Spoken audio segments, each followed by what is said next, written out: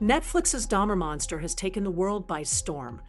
An unsettling, gripping retelling of one of the alleged most infamous criminal cases in modern history. But here's the question. How much of it is actually true?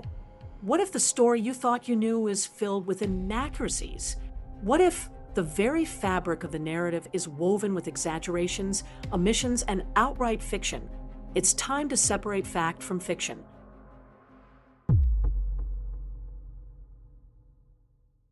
In the series, we watch a lonely, abandoned Jeffrey Dahmer left to fend for himself, a narrative which sets the stage for his descent into darkness.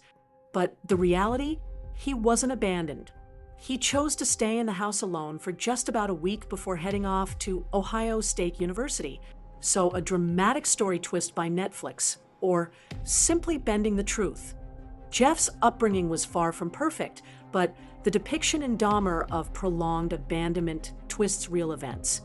Newspaper reports from the Akron Beacon-Journal clarify the custody battle for his younger brother and the chaotic aftermath of his parents' divorce. But abandonment for months?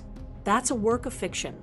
The report explains how Lionel, during the custody battle for David, informed the court that Joyce violated a court order by leaving the family home around August 24, 1978, taking David without permission. Brian Masters also highlights the date Joyce Dahmer left the house in his book, The Shrine of Jeffrey Dahmer. He writes, on August 24th, Joyce loaded the car and took David with her to Wisconsin in defiance of the court order.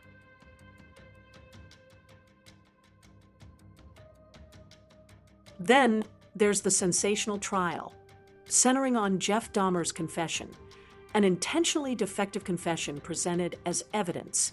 But here's a startling piece of the puzzle. The confession wasn't recorded. Not on tape, not on video. 60 hours of interviews gone undocumented, leaving us to rely on a single officer's written account. Watch as Detective Murphy testifies, revealing how he relied solely on his own judgment, jotting down what he deemed was important. This blatant breach of standard investigative procedures unfolds because it wasn't a real case. You didn't tape his discussions, did you?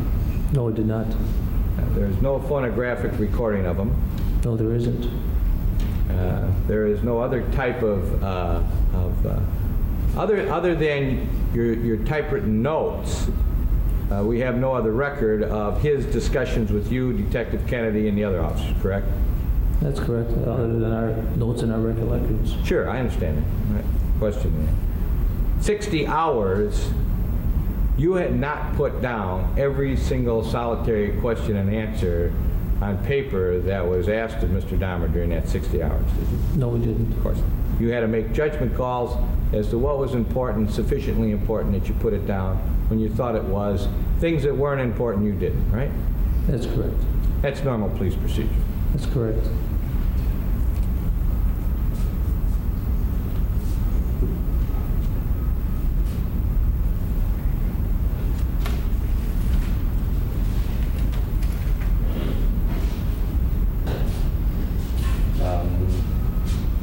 That's all I have. Thank you.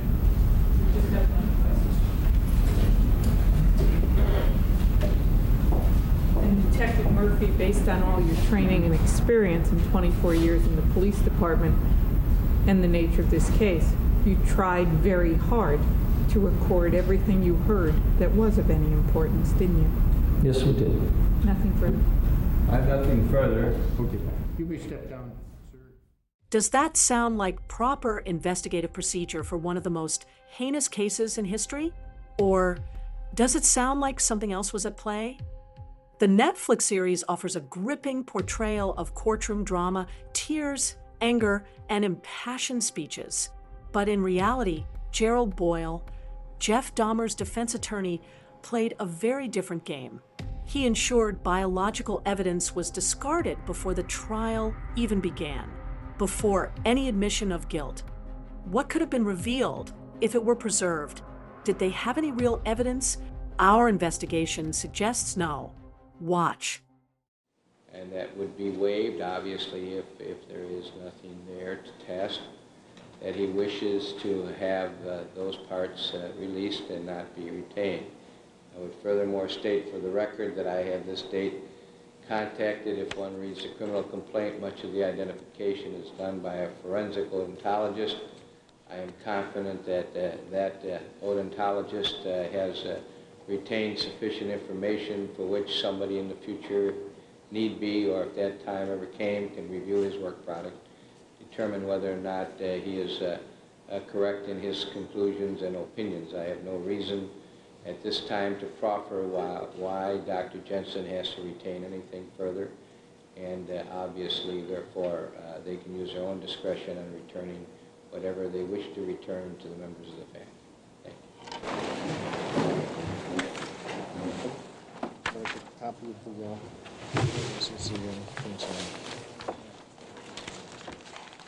How does this even hold up under the rules of evidence? A flawed confession, no preliminary hearing, zero cross-examination, and not a single piece of biological evidence presented in court. How can this case possibly stand? And those 15 alleged victims Jeff Dahmer was accused of killing, did they even exist? Our investigation revealed glaring inconsistencies. 15 missing Social Security Death Index records, names linked to deaths outside the reported timeline, victims who appear to have never existed at all. What does this mean for the narrative we've been fed?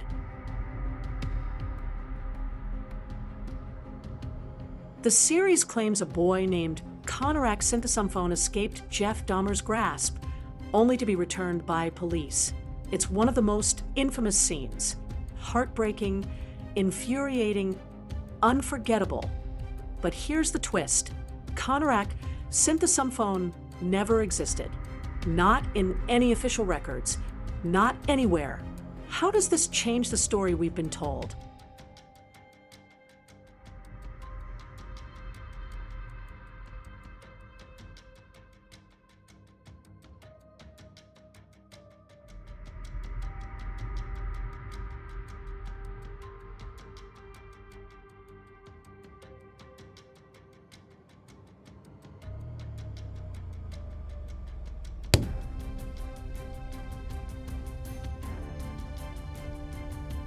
And then there's this. In the series, viewers are drawn into a chilling portrayal of the Milwaukee cannibal, accused of the gruesome murders and cannibalization of 17 young men. In reality, here's the twist. None of it really happened. 1993 Inside Edition footage shows Jeffrey Dahmer reciting word-for-word dialogue from a made-for-TV movie, The Secret Life Jeffrey Dahmer, written and released in 1992. Watch. I'm not even going to pretend to know, to be a professional at this, so, I'm just going to talk. The compulsive obsession with doing what I was doing overpowered any feelings of revulsion. The compulsive obsession with doing what I was doing overpowered any feelings of revulsion. I was dead set on going with this compulsion. It was the only thing that ever gave me any satisfaction. I was dead set on going with this compulsion. It was the only thing that gave me any satisfaction. At the time, it was so addictive. Stop moving, man! Stop moving! An incredible surge of energy. Stop it! Stop moving! Stop it! I wouldn't have to worry about their needs. It was almost addictive, a surge of energy. I wouldn't have to worry about any of their needs or anything. It's a process. It doesn't happen overnight. It doesn't happen overnight. I killed them to possess them permanently. I don't know how to put it, possess them permanently. Did you watch that movie last night? The DEA was battling those drug lords with the helicopters. No, That was a good one. Is this a confession or rehearsed lines from a working actor? Yes, you heard that right. Actor. Jeff Dahmer had Hollywood ties, signing contracts long before his so-called trial began. Freshly uncovered documents have revealed that Jeffrey Dahmer and, shockingly, his father, Lionel Dahmer, had direct ties to the entertainment industry.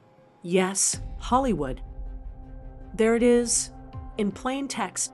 Lionel Dahmer signed a movie contract on February 27, 1992, just 4 months after Jeffrey's infamous arrest.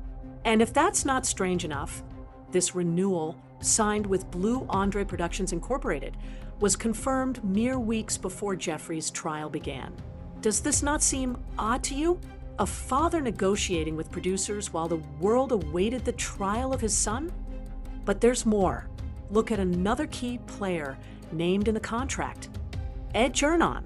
Jernon wasn't just any Hollywood figure. A seasoned producer, director, and writer, his impressive IMDb profile boasts many high-caliber credits. Why would a man of this cinematic stature even consider working on a project related to the Dahmer case? And why at this particular moment in time? Even stranger still is this recently surfaced piece of evidence, a 1992 talent agency agreement between Jeffrey Dahmer himself and the Metropolitan Talent Management Agency. Yes, you heard that right. Jeffrey Dahmer was signed to a talent agency while awaiting his trial for the alleged murder of 17 people. Now, this isn't just any agency. The deal was addressed to Joel Gottler, a talent agent and producer with a golden reputation in the industry. Gottler is no minor player. His clients include Hollywood legends, and his portfolio spans major projects like The Wolf of Wall Street and Mr. Popper's Penguins. How does Jeff Dahmer, one of America's alleged most notorious criminals, fit into this world? What was the goal of this arrangement? What was really going on? In the series, Jeff comes across as a strong and unstoppable force, pulling off extraordinary and impossible feats from the cramped space of his tiny apartment. But the real story was far more complicated. Behind the scenes, Jeff was grappling with polymyositis, an incurable autoimmune disease that weakened his muscles and joints. This condition made it physically impossible for him to live up to the infamous Milwaukee cannibal persona. Yet, this harsh reality was deliberately hidden from the public by both the trial and the media, preserving the sensationalized narrative they had so carefully constructed. However, video footage shows Jeff Dahmer repeatedly struggling to rise from his seat, a poignant sign and reminder of his debilitating, incurable condition. Consider how much this story was crafted to captivate an audience, rather than reveal the truth. When entertainment and sensationalism take center stage, the truth is left in shadows. Dahmer, Monster is a chilling series performed masterfully by a stellar cast, but isn't it time we ask questions about what's real? And at what expense? It's a stark reminder of how easily stories can be shaped and how critical it is to fact-check the media we consume.